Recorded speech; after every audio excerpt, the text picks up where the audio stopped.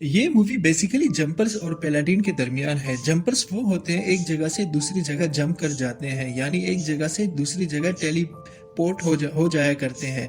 पैलाडीन्स वो होते हैं जो इन जंपर्स को ढूंढकर इनका शिकार करते हैं, यानी कि जंपर्स का हिट करते हैं, इनको मारते हैं। चलो स्टोरी को स्टार्ट करते हैं। पहला सीन आता है और डेविड राइस एक पहाड़ी पर खड़ा होता है और हमें अपनी लाइफ की स्टोरी बता रहा होता है कि वो कहाँ डिनर करता है और कहाँ जाता है। तो स्टोरी का फ्लैशबैक शुरू हो जाता है। यहाँ हमें पता चलता है कि डेविड राइस मिली एरिस को चाहने लगता है, वो उसे पसंद करने लगता है। यहाँ डेविड मिली को एक स्नोबॉल गिफ्ट करता है, लेकिन वहाँ एक दूसरा लड़का आता है जो उसका स्नोबॉल ले लेता है और डेविड को तंग करने लगता है। वो लड़का स्नोबॉल को छीन कर दूर फेंक देता है क्योंकि यहाँ बहुत बर्फ जमी होती है हर तरफ। जब डेविड इस स्नोबॉल को लेने जाता है तो वो बर्फ टूट जाती है और वो डेविड अंदर डूबने लग जाता है पानी में। यहाँ पर डेविड ऊपर आने की कोशिश करता है, एकदम से वो लाइब्रेरी में पहुंच जाता है और यहाँ डेविड का ये फर्स्ट जंप एक्सपीरियंस होता है। डेविड बिल्कुल नहीं समझ पा रहा था कि ये क्या हो रहा है। खैर वो जब वापस घर आ रहा होता है तो उसको ये भी बताया जाता है कि उसकी माँ उसको छोड़कर चली गई थी जब वो 5 साल का था और उसका बाप एक शराबी इंसान है। डेविड का फादर उसका बिल्कुल ख्याल नहीं रखते और काफ़ी रूड बिहेवियर रखते हैं इसके साथ। डेविड अपने फादर की किसी भी बात का जवाब नहीं देता और अपने कमरे में आ जाता है। थोड़ी देर के बाद जब डेविड के फादर उसके कमरे में आ जाते हैं तो डेविड कमरे में मौजूद नहीं होता। तो डेविड दोबारा उसी लाइब्रेरी में जाता है जिसकी हमने पहले सीन में बात की थी। डेविड को कुछ समझ आने लगती है कि वो टेलीपोर्ट हो रहा है और अपने घर आता है और वहां से कुछ पैसे उठाता है और अपने कपड़े लेता है और घर से निकल जाता है और अपना शहर छोड़कर दूसरे शहर चला जाता है। इस वक्त ये 15 साल का है और इसका अपने पावर्स पर कुछ ज्यादा कंट्रोल नहीं है। ये एक बड़े से जंगल में जाता है जहां पर अपनी पावर्स को टेस्ट करने का इरादा करता है। यहाँ पर यह पता चलता है कि जंपर्स यानी डेविड राइस किसी भी जगह का सोचकर या फोटो देखकर उस जगह पर टेलीपोर्ट हो सकता है। वो एक बैंक को चोरी करने का सोचता है और वो टेलीपोर्ट होकर उस बैंक में पहुंच जाता है और पैसे चुरा लेता है। अब तक डेविड इसी तरह अपनी जिंदगी गुजार रहा था। यहाँ पर रोलैंड कॉक्स की एंट्री होती है क्योंकि रोबरी किसी भी दरवाजे के टूटने के बगैर हुई है। ये चीज रोलैंड का इंटरेक्ट अपनी तरफ खींच लेती है। रोलैंड असल में एक ऐसी टीम का हेड होता है जो जंपर्स को पकड़ते हैं और पकड़ने के बाद उनको मार देते हैं। और ये भी पता चलता है कि रोलैंड कई सालों से जंपर्स का शिकार कर रहा था। अब स्टोरी में 8 साल बाद की कहानी दिखाई जाती है। डेविड न्यूयॉर्क में शिफ्ट हो जाता है और इसके सामने बहुत सी तस्वीर लगी होती हैं और इन्हीं की मदद से वो बहुत सी जगहों पर टेलीपोर्ट हो जाता है और घूम रहा होता है, कभी पेरिस, कभी फ्रांस, कभी लंदन और कभी और बहुत सी जगहों पर। जबकि दूसरी तरफ लोरन जंपर्स का शिकार कर रहा होता है, इन सबको पकड़कर एक एक करके मार रहा होता है। यहाँ पर रोलैंड एक जंपर्स को अमेज़न के जंगल में पकड़ लेता है और उसे एक मशीन के जरिए मार देता है। रोलैंड ये सब इसलिए करता है क्योंकि उसका मानना है कि पावर्स का इख्तियार सिर्फ गॉड के पास है, इंसान के पास नहीं। रोलैंड को डेविड का पता मिलता है और वो उसे पकड़ने के लिए उसके घर आता है, लेकिन डेविड वहां से अपनी जान बचाकर भाग जाता है। डेविड राइस वहां से भागकर मिली से मिलने आ जाता है, वही मिली जिससे ये मोहब्बत करता था और पसंद करता था। यहाँ पर इन दोनों की मुलाकात बहुत अच्छे तरीके से होती है। मिली पूछती है कि तुम क्या करते हो, तो डेविड कहता है कि एक बैंक में काम करता हूँ। क्योंकि यहाँ बात हो रही होती है कि मिली बताती है कि मेरी बचपन से ख्वाहिश थी कि मुख्तलिफ जगहों पर घूमूं, लेकिन अब मुझ पर जिम्मेदारियां आ गई हैं तो मैं जा नहीं सकती। तो डेविड कहता है इसमें कौन सी बड़ी बात है, और ये दोनों फ्लाइट लेकर रोम चले जाते हैं और एक होटल में ठहर जाते हैं। दूसरी तरफ रोलैंड डेविड को पकड़ने के लिए अपनी तहकीकात कर रहा होता है। डेविड ने अभी तक मिली को ये नहीं बताया होता कि वो एक जंपर है, क्योंकि डेविड जिस जगह घूमने गए होते हैं वहां डेविड की मुलाकात ग्रिफिन से होती है। यहाँ पर उसे पता चलता है कि ग्रिफिन भी उसकी तरह एक जंपर है। ये दोनों अभी बातचीत कर ही रहे होते हैं कि वहां पर पैलाडीन्स आ जाते हैं। पैलाडीन्स दरअसल वही खुफिया एजेंसी है जिसकी सरबराही रोलैंड कर रहा होता है। यानी एक तरफ जंपर्स हैं तो दूसरी तरफ पैलाडीन्स हैं। पैलाडीन्स जंपर्स को पकड़कर मारा करते हैं। खैर अभी यहाँ 2 पैलाडीन्स आ जाते हैं। ग्रिफिन इन दोनों को मार देता है। दरअसल ये दोनों पैलाडीन्स होते हैं, एक की बॉडी ये अपने घर ले जाता है और दूसरे को वहीं छोड़ देता है। इस चीज को देखते हुए डेविड ग्रिफिन का पीछा करता है, उसके घर आ जाता है। डेविड ग्रिफिन से पूछता है तुमने इनको क्यों मारा। खैर अभी बात हो ही रही थी होती है कि इसे मिली की याद आती है और वो वापस मिली के पास चला जाता है। अभी मिली और डेविड वहीं पर मौजूद होते हैं कि लोकल पुलिस आ जाती है और शक की बुनियाद पर डेविड को पुलिस स्टेशन ले जाती है। डेविड से कई सवालात किए जाते हैं, लेकिन डेविड कहता है कि मैंने इसे नहीं मारा है और न मुझे पता है कि इसे किसने मारा है, न मैंने देखा है।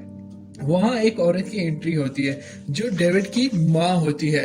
वो पुलिस इन्वेस्टिगेशन ऑफिसर होती है और डेविड की माँ उसको यहाँ से रिलीज करके जाने देती है। अब उसकी माँ की एंट्री क्यों और कैसे हुई है, ये मूवी में थोड़ा सा आगे बताया जाता है। पुलिस स्टेशन के जाने के बाद डेविड मिली को वापस अपने घर भेज देता है क्योंकि डेविड उसके साथ नहीं जा पाता और उसकी वजह यह है कि डेविड का पासपोर्ट पुलिस स्टेशन में जमा होता है।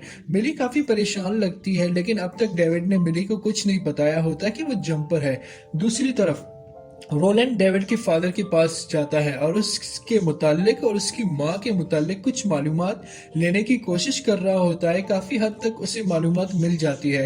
इसके बाद रोलैंड उसके फादर को मार देता है क्योंकि ये पैलाडीन्स का एक तरीका होता है कि मालूमात लेने के बाद जंपर्स की रिश्तेदारों को मार दिया जाता है और यहाँ पर रोलैंड भी ऐसा ही करता है। डेविड को कुछ मालूम नहीं होता कि सब कुछ उसके साथ क्या हो रहा है और क्यों हो रहा है। इस चीज की मालूम करने के लिए वो ग्रिफिन के पास जाता है। ग्रिफिन उसे बताता है कि पैलाडीन्स को हिंट कर रहा हूँ क्योंकि पैलाडीन्स हमारी फैमिली को नुकसान पहुंचाते हैं, क्योंकि जब मैं 5 साल का था तो पैलाडीन्स ने मेरे पेरेंट्स को मार दिया था और अब मैं तमाम पैलाडीन्स को मार रहा हूँ। ये सुनकर डेविड परेशान हो जाता है और फौरन जंप करके अपने पेरेंट्स के पास आ जाता है। पेरेंट्स से मुराद उसका फादर, और वहां पहुंचकर वो देखता है कि उसका फादर जमीन पर पड़ा है और वो उसे उठाकर फौरन अस्पताल टेलीपोर्ट हो जाता है। और यहाँ से डेविड ग्रिफिन के पास आता है और उसे कहता है चलो हम दोनों टीम अप करते हैं, क्योंकि अगर हम टीम अप करेंगे तो रोनाल्ड को आसानी से मार सकते हैं, क्योंकि रोनाल्ड मेरे बारे में काफी मालूमात इकट्ठी कर रहा है और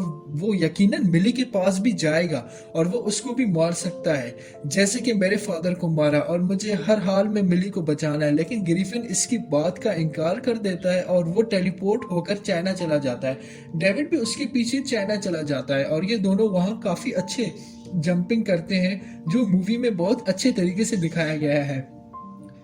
खैर आखिरकार ग्रिफिन मान जाता है और दोनों टीम अप हो जाते हैं। दोनों मिलकर रोलैंड से लड़ने के लिए तैयार हो जाते हैं। यहाँ पर ग्रिफिन डेविड को कहता है कि मुझे अपने घर जाना है क्योंकि वहां मेरे पास कुछ वेपन पड़े हुए हैं और ये वेपन हमें लड़ने में काफी मदद करेंगे, और ग्रिफिन जंप करके अपने घर चला जाता है। दूसरी तरफ डेविड भी जंप करके मिली के घर चला जाता है उससे मिलने के लिए।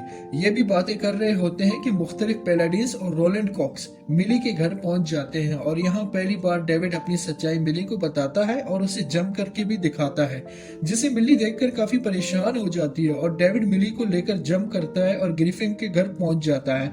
और यहाँ हमें पहली बार पता चलता है कि रोलैंड के पास एक ऐसी मशीन होती है जो कि एक ऐसी एनर्जी क्रिएट करती है जो कि आप एक डायमेंशन से दूसरी डायमेंशन तक टेलीपोर्ट हो जाते हैं, बिल्कुल जंपर की सलाहियत की तरह। रोनाल्ड इस मशीन का इस्तेमाल करके वो भी ग्रिफिन के घर पहुंच जाता है।